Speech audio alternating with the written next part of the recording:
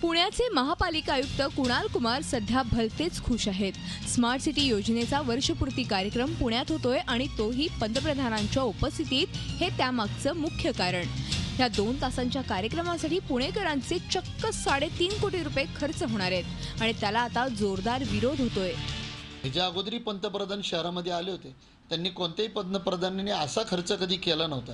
तुम्हाला प्रत्येक जागी लाईव्ह टीव्ही लावायचे आहेत, प्रत्येक जागी होर्डिंग लावायचे आहेत, गॅन्ट्रीला, म्हणजे एखाद्या निवडणूक खर्चाच्या वरचं झालं। शासन देणार आहे 100 कोटी रुपये, त्याच्यातले 3.5 कोटी रुपये आता ही खर्च करणार।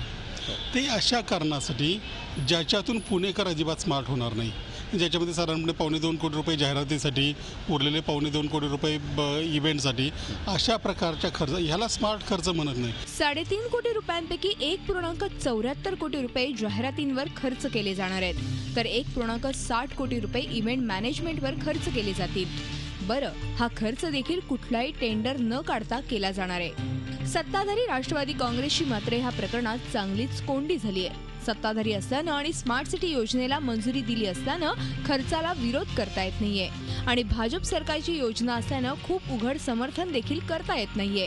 त्यातच पुण्याच्या महापौरांना या कार्यक्रमात बोलायलाही संधी नाही। या कार्यक्रमात बोलायला संधी मिळावी असं आवाहन माध्यमांच्या समोर करण्याची त्यांच्यावर वेळ आली आहे।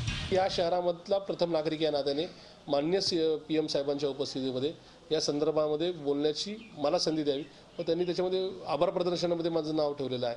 माझी पुनश्च एकदा आपल्या माध्यमातून विनंती राहील की त्या ठिकाणी माननीय पंतप्रधान साहेबांसमोर मला बोलण्याची संधी द्यावी। स्मार्ट सिटी योजनेवरून वाद सुरू झाला की आयुक्त कुणाल कुमार गायब होतात, त्याप्रमाणे यावेळी देखील ते गायबच झालेत। जवळपास मीडिया प्लॅन 70 लाख आणि जो इव्हेंट मॅनेजमेंट प्लॅन आहे तो 90.39 लाख आहे। तर त्याच्यासाठी आपल्याला खर्चाला मान्यता केंद्र शासनाची आलेली आहे आणि आपण त्या मान्यतेनुसार आपण खर्च करतो आहे। केंद्र सरकारने पूर्णपणे ह्या आदेशांद्वारे राज्य सरकारला सूचित केले की माननीय पंतप्रधानांच्या प्रोटोकॉलसाठी आणि त्यांच्या याचा जो काही खर्च होईल हा राज्य सरकारने करावा असे निर्देश राज्य सरकारला दिलेत आणि राज्य सरकारने हा सर्व खर्च करायचा आहे।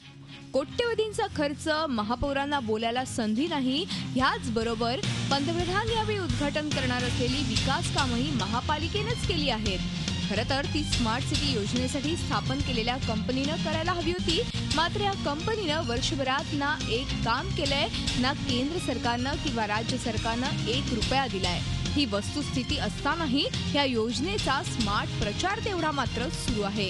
नितीन पाटणकरसह bureau report, Zee media, Pune. Zee 24 तास रहा एक पाऊल पुढे।